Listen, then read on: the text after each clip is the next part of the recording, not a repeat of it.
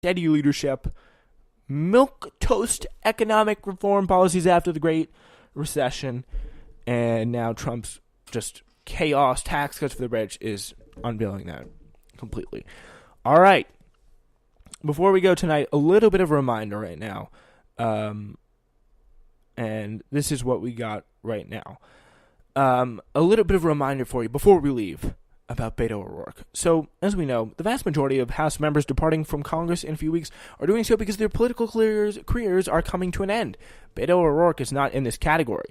The El Paso Democratic congressman gave up his House seat this year in order to mount a nearly impossible grassroots challenge to Senator Ted Cruz in Texas, a place where the Democrats had not won a statewide election in 20 years. He didn't win, but he came very, very close and undeniably helped a few Democrats down ballot over the finish line. So naturally, O'Rourke's name was immediately included with the 4,000 governors, senators, and former cabinet members, resistance billionaires, and many more considering to be running for a Democratic nomination.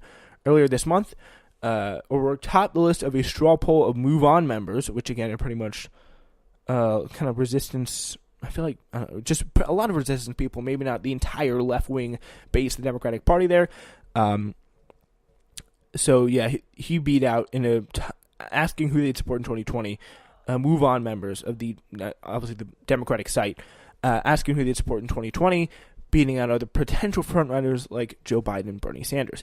During his Senate campaign, O'Rourke ran on a very liberal platform. Again, some of the points here included legalizing marijuana, at least paying lip service to Medicare for all, but supporting a public option for healthcare, rejecting PAC money, and so on. One of the very interesting moments right now, or some of his campaign was when he spoke forcefully for justice for Botham Jean after Amber Geiger, the police officer, shot and killed him in his own apartment. Not exactly conventional wisdom for someone, again, running a statewide race in Texas. It was very bold.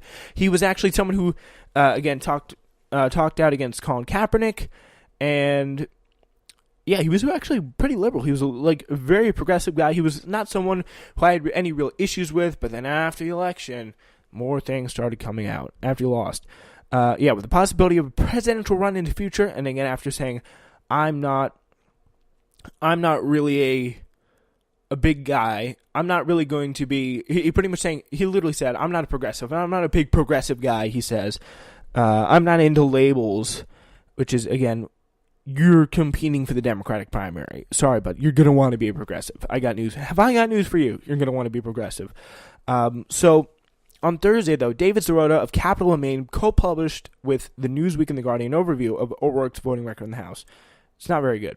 So there is a little bit. Here's a little bit of an idea of what's going on. So amid the persistent high economic inequality and climate change crisis, O'Rourke has voted for GOP bills that his fellow Democratic lawmakers said reinforced the Republicans' tax agenda, chipped away at the Affordable Care Act, weakened Wall Street regulations, and boosted the fossil fuel industry. It also bolstered Trump's immigration policy. Wow. Consumer, environmental, public health, and civil rights organizations have passed legislation backed by O'Rourke's as aiding big banks, undermining the fight against climate change, and supporting Trump's anti-immigrant program. All those people, all these advocacy groups have come out against bills Beto voted for. During the previous administration, President Barack Obama's White House issued statements slamming two GOP bills backed by the Democratic legislator. For example, here's one. O'Rourke co-sponsored and voted for the GOP-led bill in 2015 to repeal a Consumer Financial Protection Bureau rule aiming to shield consumers from racial discrimination by auto lenders. A 2015 study showed that black car owners were charged hundreds of dollars more than white car owners due to having to pay higher interest rates. In a Medium post explaining his vote, said this CFPB guidance was offered without public comment, review, or examination of the data and methods used to decide the extent of which discriminatory lending is occurring. You had the study, you had the evidence, you could have done a lot more research on that, so that's not an excuse. Sorry. O'Rourke has voted for some pro-cop BS many times during his career, some incredibly pro-cop BS is the only way to call it. So earlier this year, Congress then repealed the bill and Trump signed it. O'Rourke, who was running for Senate at the time, changed his mind and voted against the bill that was signed into law. So it looks like his Senate run forced him to become more left-wing. And again, someone moving that substantially from supporting Trump's immigration policy to supporting things designed to hurt consumers, designed to hurt or helping the fossil fuel industry, bolstering Trump's immigration policy, something which he forcibly spoke out against, is something at worst he's going to have to really answer for, and at best he's going to really have to answer for, and at worst shows him as an absolute fraud who just moved to the left because he thought he would do better in a Texas primary or Texas run for governorship, which is, again, it's very very important that if he wants to be taken seriously, if he wants to have a shot, he needs to very much answer for his past and a very extremely disturbing voting record.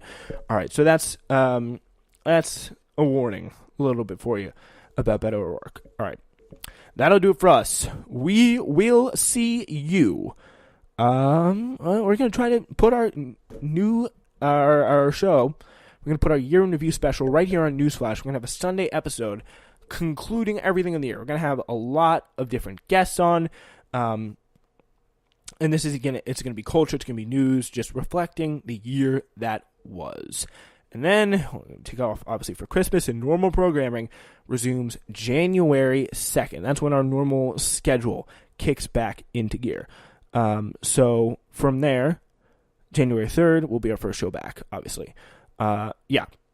So that's going to be it. We'll see you for our first, we're going to have our year in review show the 23rd, and the third day of the new year will be the first news flash back. So we're going to be seeing you in 2 weeks on the dot.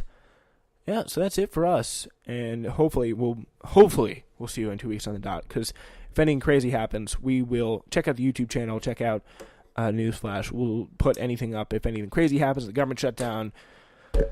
Yeah, so hopefully things stay relatively calm while we're gone. That's a hope that I don't expect to be followed. All right, so everyone, we will see you hopefully in 2 weeks, and have a big party December 23rd on the air to celebrate our year in review show. That's December 23rd. Until then, so long. It's Spencer Walsh Radio Network.